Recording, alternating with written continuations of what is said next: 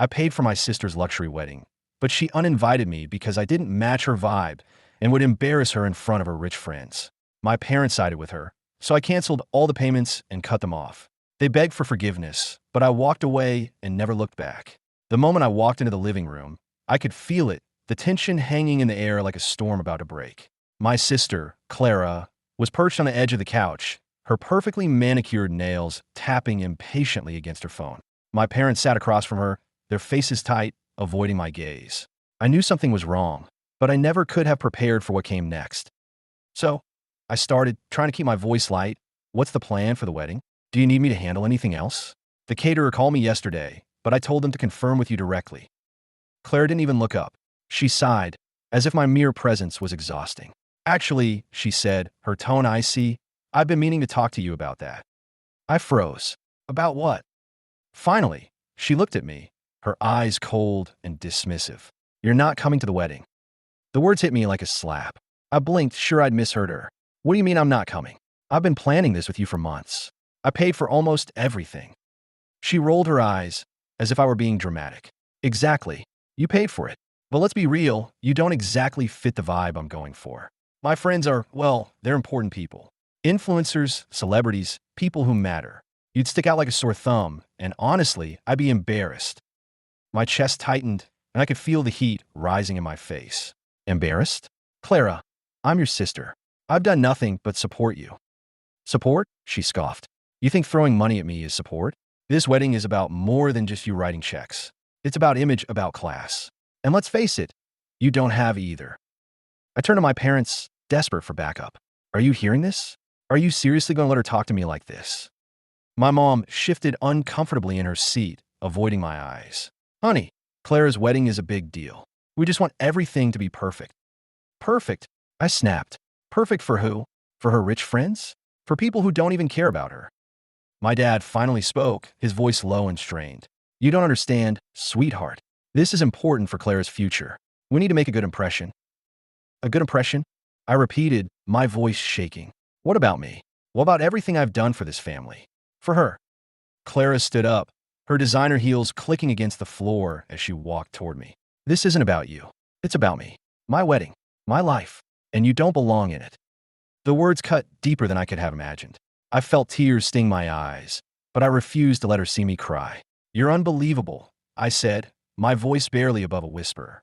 After everything I've done for you, this is how you treat me? She shrugged, as if my pain meant nothing. I didn't ask you to do any of it.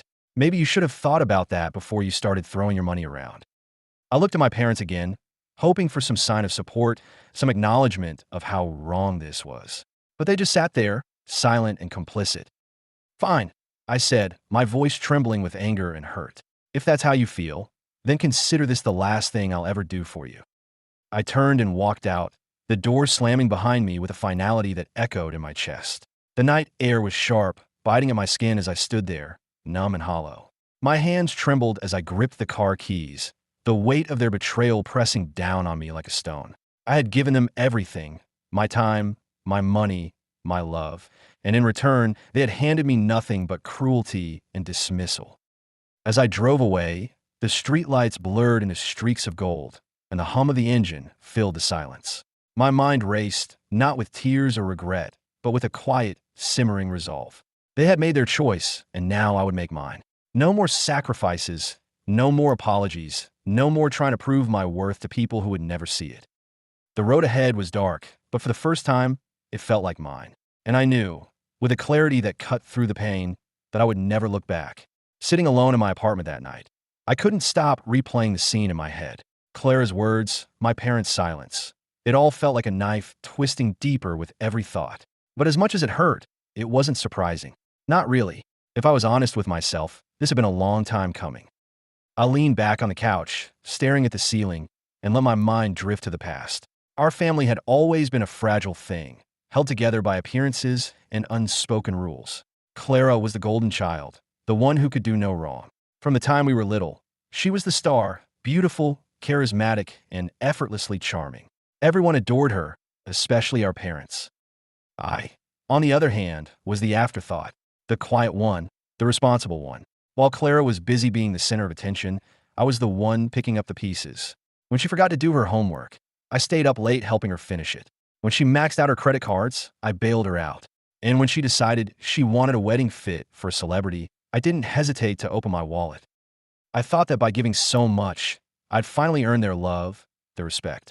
But now I see how foolish that was. Love shouldn't have to be earned, and respect shouldn't come with a price tag. I thought about the way our parents always doted on Clara, praising her every move while mine went unnoticed. Clara is so talented, Mom would say, beaming as my sister played the piano at family gatherings. Never mind that I was the one who taught her how to read sheet music. Clara's so ambitious, Dad would boast when she landed a high-profile internship.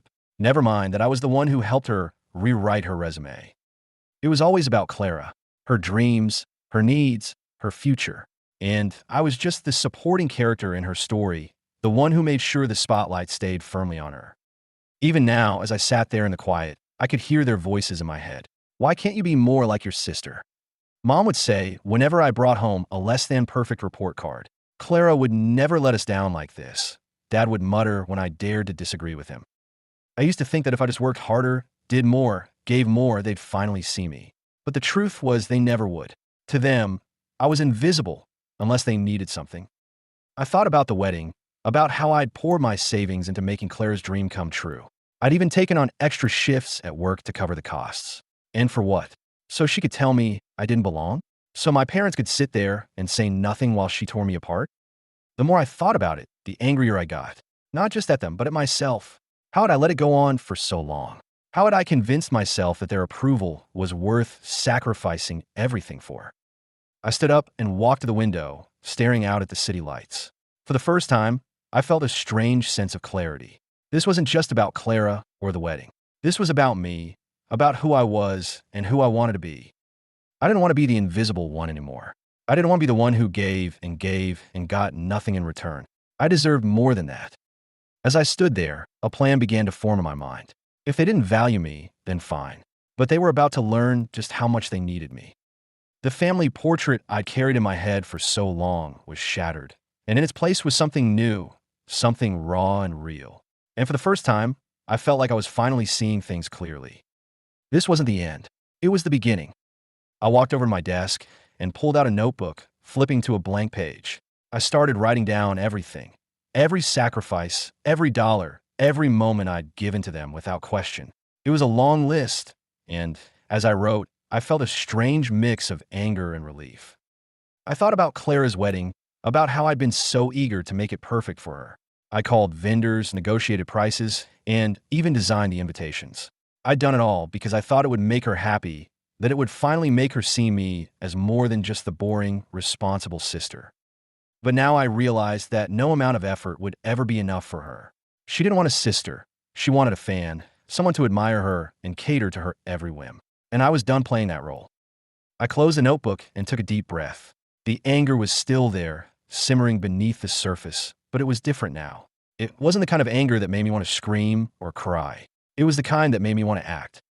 I picked up my phone and scrolled through my contacts, stopping at the number for the wedding planner. I hesitated for a moment, then dialed. "Hi, it's me," I said when she answered. "I need to make some changes to the arrangements for Clara's wedding." As I spoke, I felt a sense of determination settle over me. This wasn't just about revenge. It was about taking back control of my life. They had taken me for granted for too long, and it was time they realized just how much they needed me. The family portrait I'd carried in my head for so long was gone, shattered into a million pieces. But in its place was something new, something stronger. And for the first time, I felt like I was finally seeing things clearly. The morning after the confrontation, I woke up with a clarity I hadn't felt in years. The hurt was still there, lingering like a bruise, but it was overshadowed by something sharper, something fiercer: resolve. Clara had made her choice, and now it was time for me to make mine. I sat at my kitchen table, a cup of coffee steaming in front of me, and pulled out my laptop. The first thing I did was log into my bank account.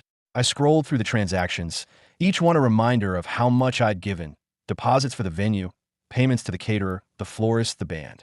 I'd funded Clara's dream wedding without a second thought, believing it was my duty as her sister. Now I saw it for what it was: a mistake.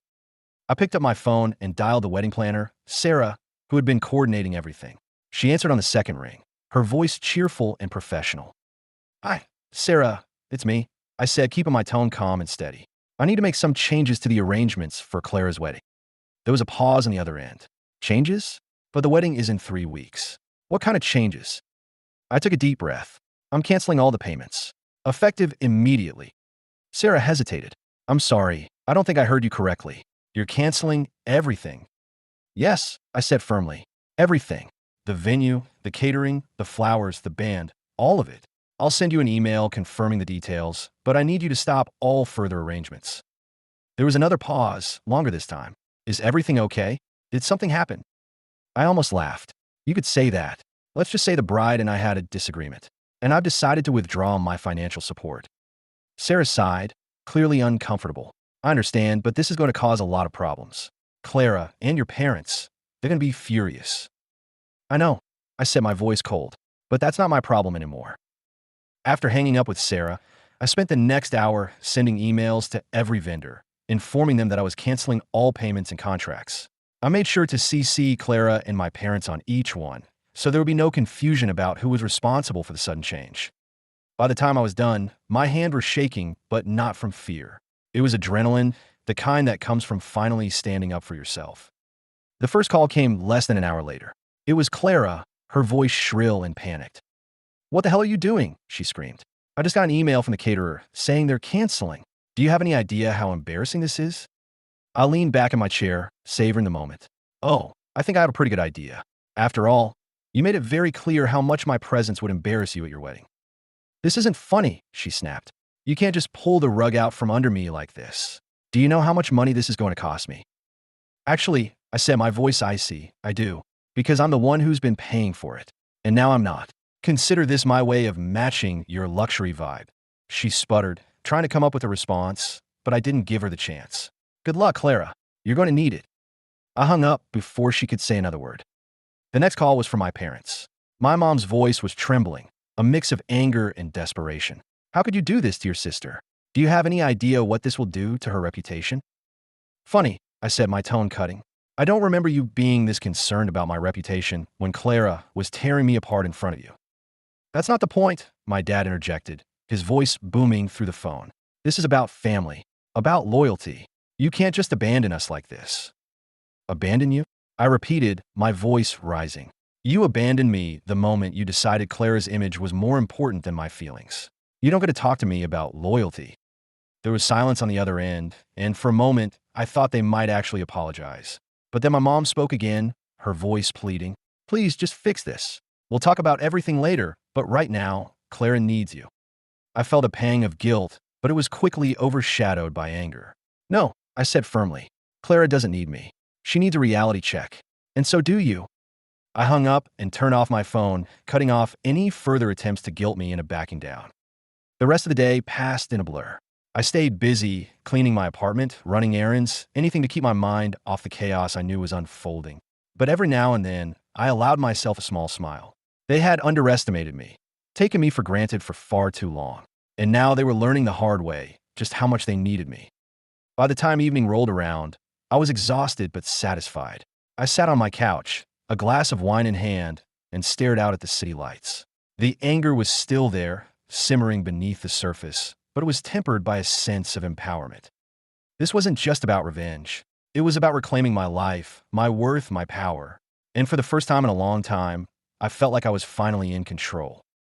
The fallout from my decision came swiftly, and it was louder than I expected. By the next morning, my phone was flooded with missed calls and frantic voicemails from Clara, my parents, and even a few distant relatives who had somehow been roped into the drama. I ignored them all, letting the chaos unfold without me. But by the third day, they showed up at my door. I wasn't surprised when the knocking started, sharp, insistent, and desperate. I opened the door to find Clara standing there, her face pale and tear-streaked, flanked by my parents, who looked more frazzled than I'd ever seen them. We need to talk, Clara said, her voice trembling.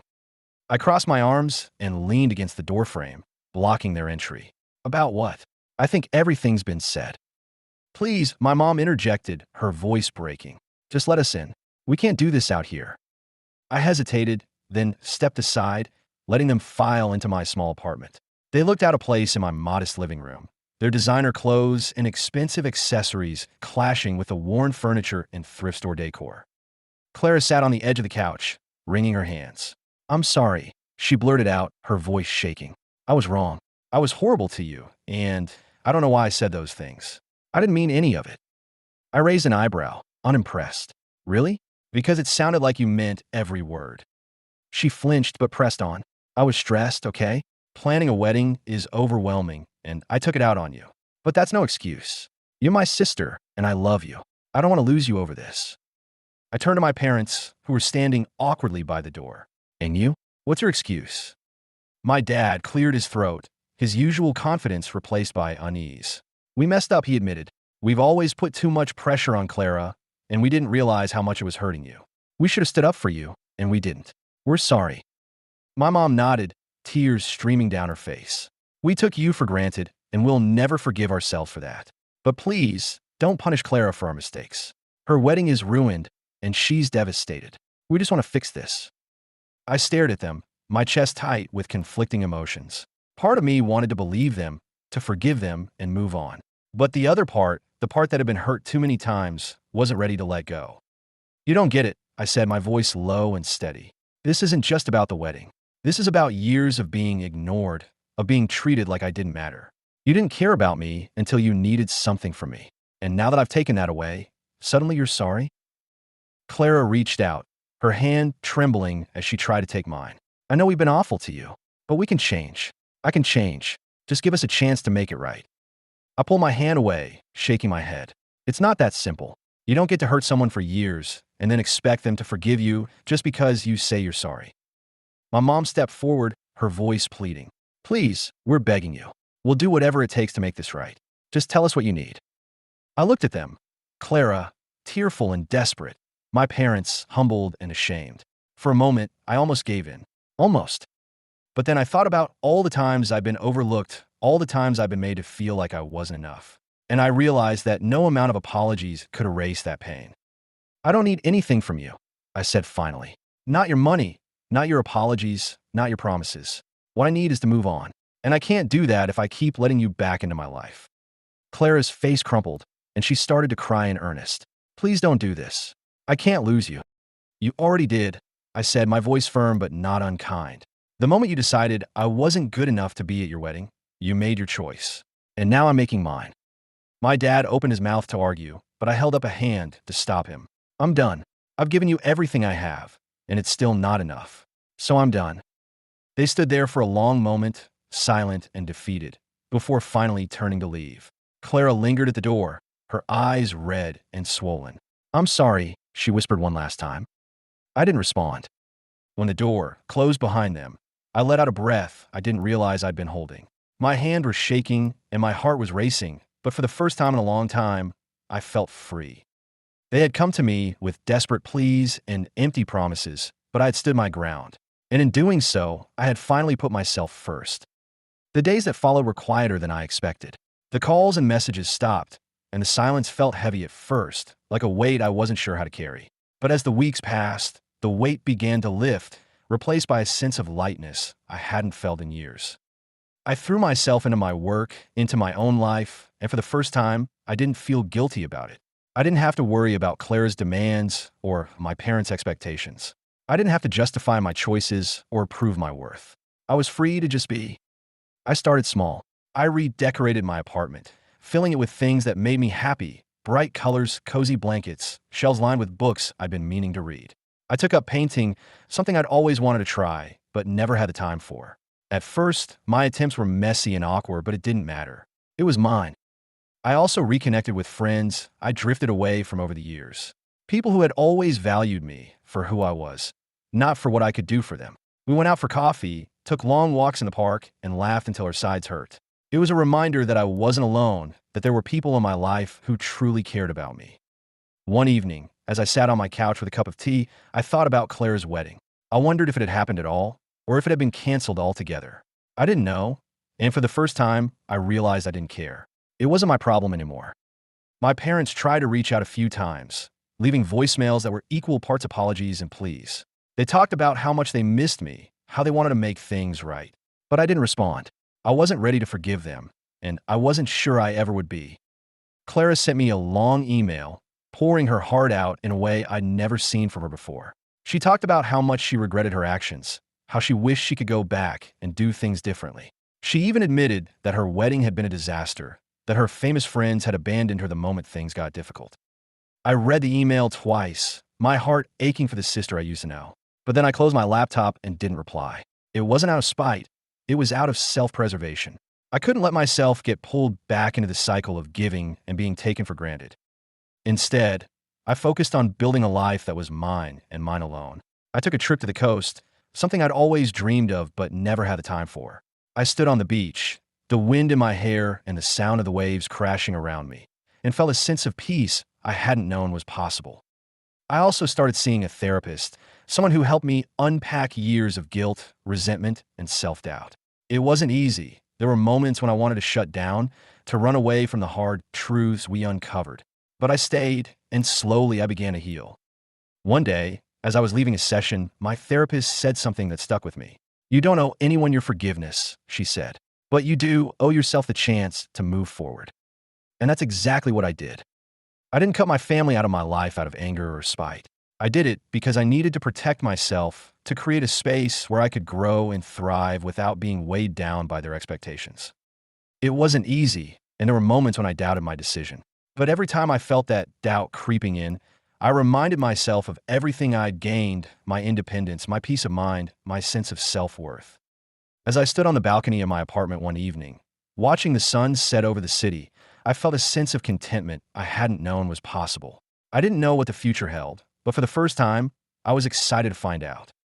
I had broken free from the chains of toxic family, and in doing so, I had found myself. And that was worth more than anything they could ever offer. The past was behind me, and I was never looking back.